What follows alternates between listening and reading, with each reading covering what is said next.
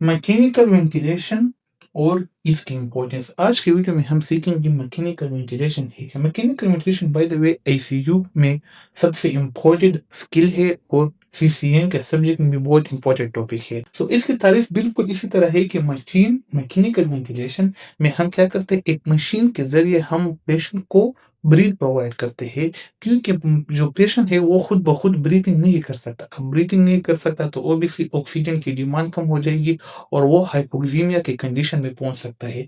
Machine के through हम उस पेशेंट को ब्रीथिंग प्रोवाइड करते हैं आर्टिफिशियली। और पेशेंट क्या करता है, अगर हम इसके पर्पस को देखा जाए तो पर्पस सिंपल ये है कि ऑक्सीजन की सप्लाई को बरकरार रखता है। ऑब्वियसली जब पेशेंट खुद ब्रीथिंग नहीं कर सकता, ऑक्सीजन की कमी होगी तो फिर हाइपोक्सीमिया का होगा।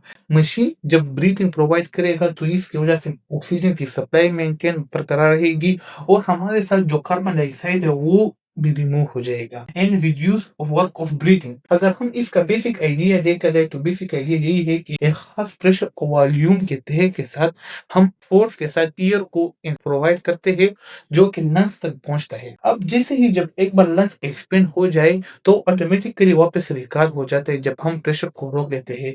तो कहने का मकसद ये है कि वेंटिलेटर का यही कंसेप्ट, सिंपल यही कंसेप्ट थी कि हम जैसे फॉर एग्जांपल हम जैसे ईयर इनहेल करते हैं। अब सपोज एक मरीज है वो खुद ब खुद ईयर इनहेल नहीं कर सकता, तो वही काम मशीन प्रोवाइड परफॉर्म करता है।